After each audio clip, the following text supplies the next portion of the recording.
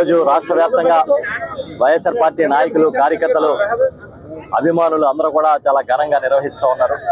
ఇప్పుడు కాకినాడ నగరంలో బాలాజీ చెరువు సెంటర్లో ఉన్న విగ్రహం వద్ద మన సిటీ అధ్యక్షులు శ్రీమతి శివప్రసన్న గారు, అదేవిధంగా ఇతర కార్పొరేటర్లు, మాజీ కార్పొరేటర్లు, నాయకులు అందరితో కలిపి చేయడం జరిగింది.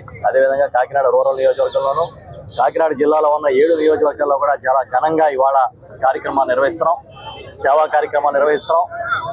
రాజశేఖర రెడ్డి అంటే ఒక తెలుగువారి నాయకత్వానికి ఒక ప్రత్యేక లాంటి వ్యక్తి.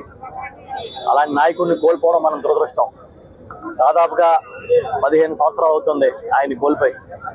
ఇవాళకి తెలుగువారి గుండెల్లో చెరగని ముద్ర వేసుకుని రాజశేఖర రెడ్డి అంటే ఒక సంక్షేమం, రాజశేఖర రెడ్డి అంటే ఒక ప్రజల మనిషి అని గుర్తింపు పొందిన నాయకుడిగా ఆయన కనిపిస్తారు.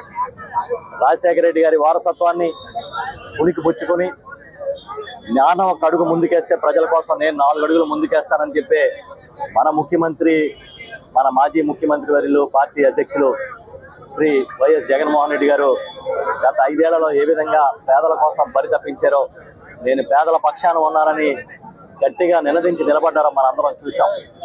ఇదే స్ఫూర్తిని, రాజశేఖర రెడ్డి గారి స్ఫూర్తిని మున్ముందు కొనసాగిస్తామని, మేమందరం కూడా ఎప్పటికప్పుడు ప్రజల పక్షాన్ని నిలుస్తామని ఈ సందర్భంగా మాటిస్తూ ఉన్నాం. ఆ రోజు ఈ రోజు అధికారం ఉన్నా లేకపోయినా ప్రజల పక్షాన్ని నిలబడ్డాం వైఎస్ఆర్ పార్టీ బాధ్యతగా మా నాయకుడు శ్రీ వైఎస్ జగన్మోహన్ రెడ్డి గారు మా అందరికీ చెప్పిన విషయం. తప్పకుండా ప్రజల పక్షాన్ని నిలబడతాం. ప్రజలకు అవసరమైనప్పుడల్లా మేము గట్టిగా నిలదీస్తాం.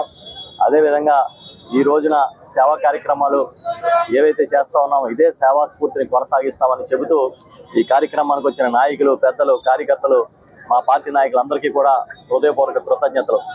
ఇటీవల జరిగిన ఎన్నికల్లో మనకి ఊహించని ఫలితాలు వచ్చాయి. అయినప్పటికీ కూడా ఎన్ని ఒత్తిళ్లున్నా, ఎన్ని సమస్యలున్నా మేము వైఎస్ఆర్ పార్టీ కార్యకర్తలం, సైనికులం, మేము పార్టీ పక్షాన గట్టిగా నిలబడతామని చెబుతున్నాం. మీ అందరికీ మా హృదయపూర్వక కృతజ్ఞతలు తెలియజేస్తా ఉన్నాను.